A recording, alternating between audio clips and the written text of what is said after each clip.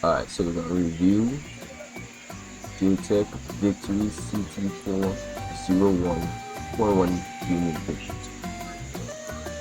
So if you look at a mouse, keyboard, the mouse pad too, I forget to mention that, but the thing with the mouse pad too, headset,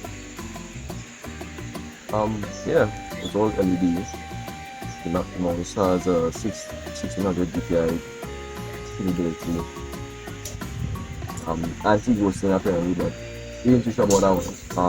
I'll comment on that later. So I'm just on the box. See here, everything that's included. Mouse has 4 buttons: left, right click, DPI scaler, and the scroll wheel. No side buttons unfortunately, but here's what it is. The weight on it is not too bad, I guess. The mouse pad, good. It's a good mouse pad. It's not a bad mouse pad. It definitely works, but some minor issues with it. Keyboard. Let's have a headset.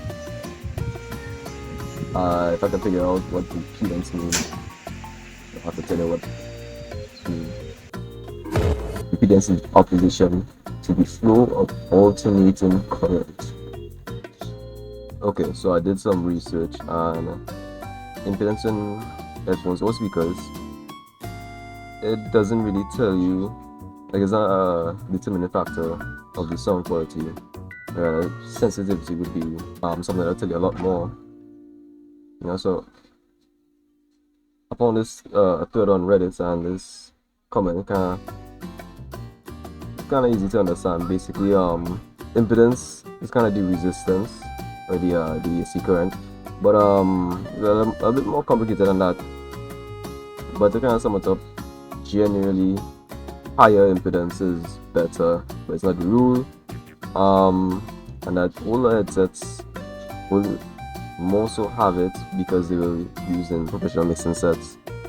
But modern headphones, depending, if it's a game headset, it will have a high impedance because you want better sound quality for stuff like hearing footsteps.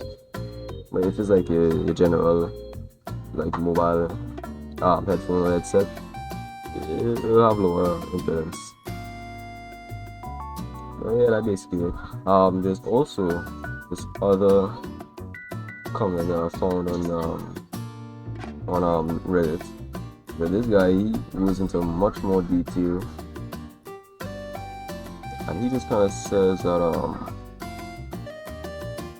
there's not really a difference between like 2 different models or brands of headsets that have the same or different impedance, but you could take multiple of the same models of headset and you could find varying differences between the impedance, because as the first concept that is soft or solid, the impedance can determine by how the headset itself was made and how the cables were woven. So yeah, that's pretty much it. Basically, the higher the impedance, the generally is better, but it's not a complete tell of the audio quality. And sensitivity is one you should pay attention to more. So yeah, heads up, I actually found a really good breakdown of everything you basically need to know about headphone statistics, headphone specifications. It's by this. It's in this article by Master Switch, and you also seen a really in-depth video going over everything here. If you really prefer to watch, try it, and really good, watch that video. Alright, I ain't too sure how important that is. The sensitivity is -52 decibels. Frequency range is 20 to 20 kilohertz, I guess. And the cable length is 1.2 meters. It's a 3.1mm auxiliary jack. It's actually TRRS, which I find out the hard way. And I actually find out what TRRS is. Yeah, there's some other minor stuff there. The keyboard itself, it's an alright keyboard, nothing too crazy. You'll see more from it. It did say it was anti-ghosting, but I don't know. Like it's a weird. It has 6 key capability. It's 6 key really. I come over here to the online key Rollover test. Right, I'll start it. I could do full. I can do TY. Then if I go to UI, I appear 6 keys. I don't know why it's like that. I can do OOP. And then if I do Q, W, and F, there's a move.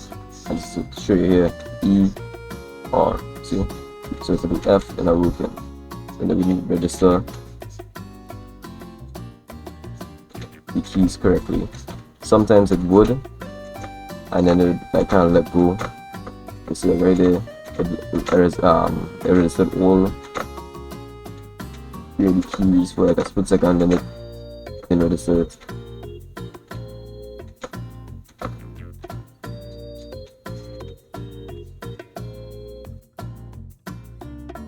Well, I had with this and I noticed compared to my old keyboard,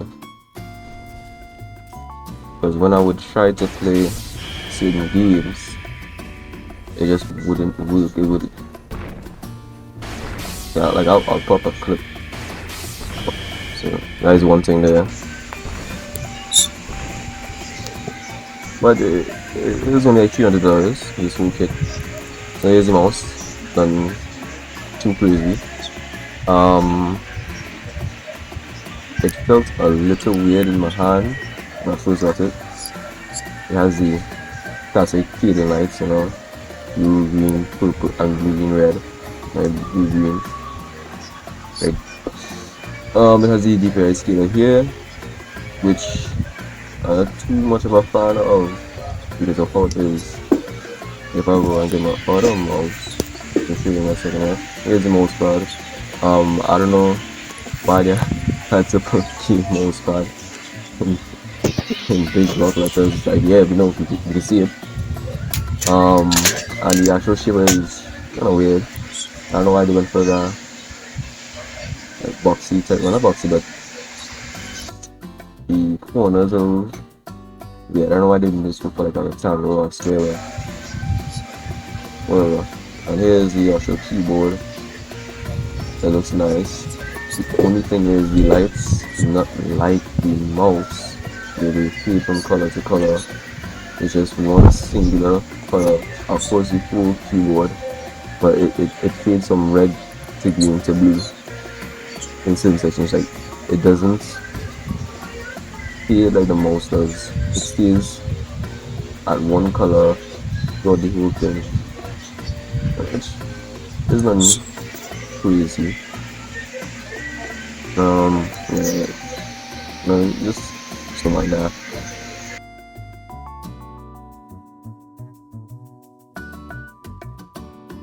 It's a good keyboard.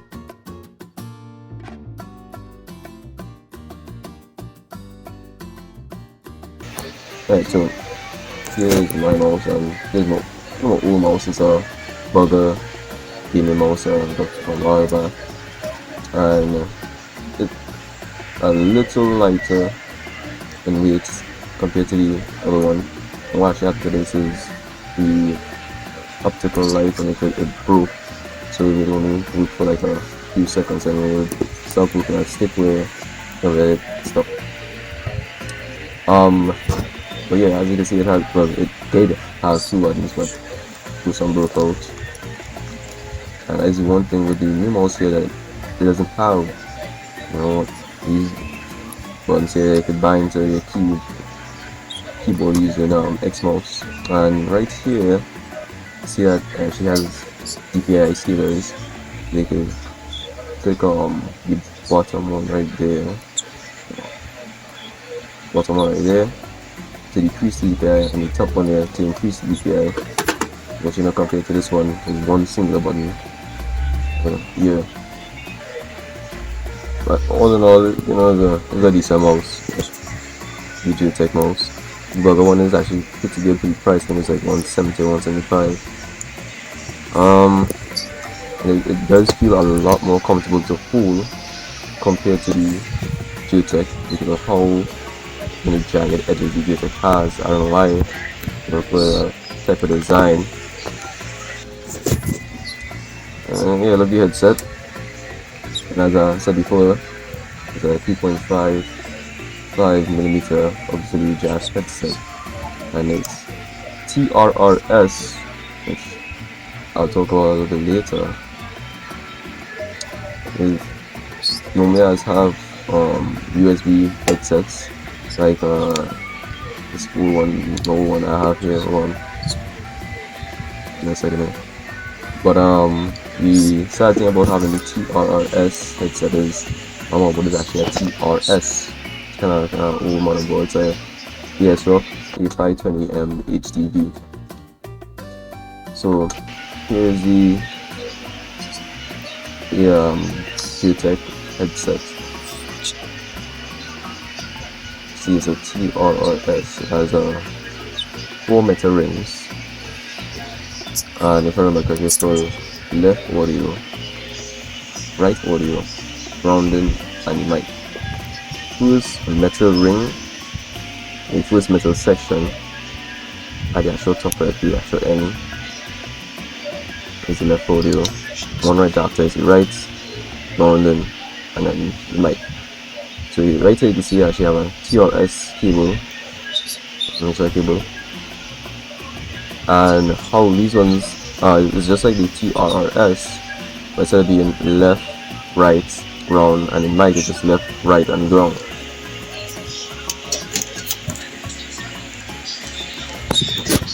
Here I still trying to use that. I just have a secondary audio option, but I have this old Logitech HD90.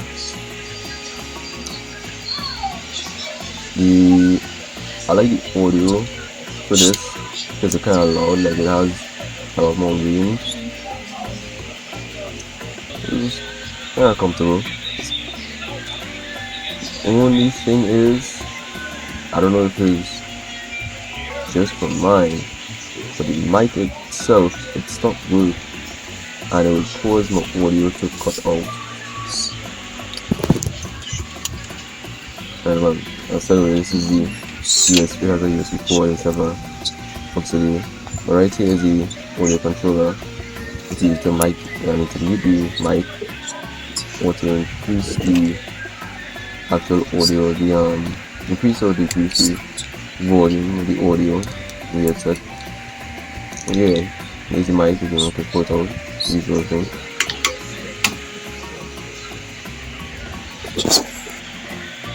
I'll show you a little bit closer. Here, red means the mic is not muted. It's blinking red. That means the mic is muted. But it's a kind of basic headset. There you get the job done.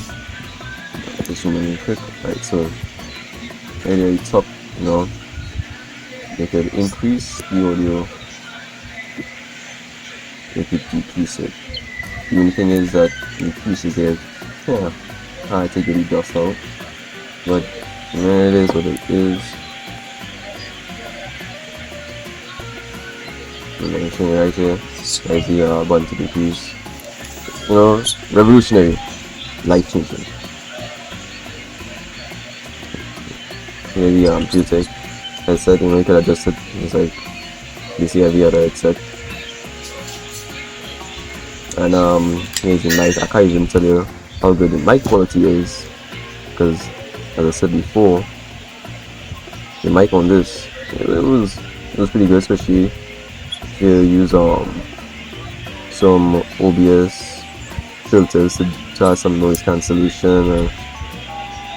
it was good. It was good. The only thing is, again, I don't know why. I don't know if it's just this one in particular because it did fall a good few times, but the mic does not work. So I have this one as a stand-in, Scorpio and desktop standing mic. It's adjustable. If I could find the model, I got the box. If I could find the model, let's put it up on the screen again.